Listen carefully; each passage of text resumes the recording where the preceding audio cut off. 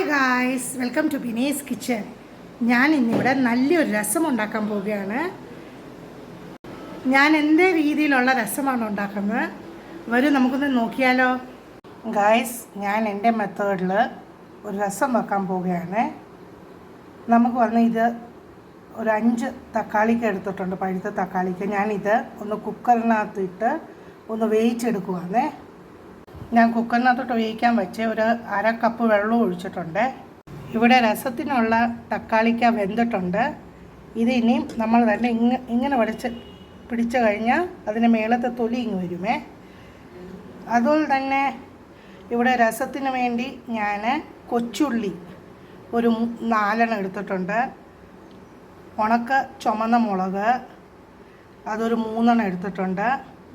1 spoon ജീരകം, പിന്നെ ഒരു 2 അല്ലി വെളുത്തുള്ളി, പിന്നെ ബ്ലാക്ക് പെപ്പർ എടുത്തിട്ടുണ്ട്, 1 സ്പൂൺ ബ്ലാക്ക് പെപ്പർ. അതിന് കൂടെ ഞാനിവിടെ കായപ്പൊടി എടുത്ത് വെച്ചിട്ടുണ്ട്.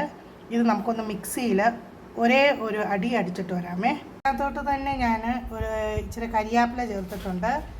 ഇവിടെ ഞാൻ പുളി ചെറിയ ചൂടുവെള്ളത്തിൽ കുതിർത്ത് വെച്ചിട്ടുണ്ട്. ഇവിടെ ഞാൻ തക്കാളിക്കയുടെ മേളത്തെ തൊലി മാറ്റിക്കഴിഞ്ഞ് ഞാനിതൊന്ന് മിക്സിക്കകത്ത് ഒരു അടി അടിച്ചിട്ട് വരാമേ. അങ്ങനെ ഞാൻ മിക്സിക്കകത്ത് തക്കാളിക്ക വേവിച്ച് വെച്ചത് ഒന്ന് അരിച്ചിട്ട് വന്നേ. ഇവിടെ ഞാൻ എടുത്ത് വച്ചിരുന്നെല്ലാം ഞാനൊന്ന് പൊടിച്ചിട്ട് വന്നിട്ടുണ്ട്. ഞാനിനി ഗ്യാസിലോട്ട് കടായി വെച്ചിട്ടുണ്ട്. ഒരു 2 സ്പൂൺ എണ്ണ ഒഴിച്ചിട്ടുണ്ട്. ഇനി ഇത് ഞാൻ അതിനകത്തോട്ട് ഇടുവാണേ. ഈ മസാലയെല്ലാം കൂടി ഞാനൊന്ന് ചൂടാക്കിയേ. അതിനകത്തോട്ട് തന്നെ ഞാൻ ഇച്ചിരി പെരുങ്കായപ്പൊടി ചേർക്കുവാണേ.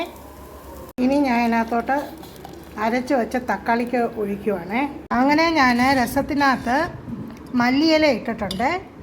അടിപൊളി ടേസ്റ്റാണ്. രസത്തിനകത്ത് നിങ്ങൾ ആവശ്യത്തിനുള്ള ഉപ്പിടണം. പിന്നെ മല്ലിയില ഉണ്ടെങ്കിൽ അതും ചേർക്കണേ.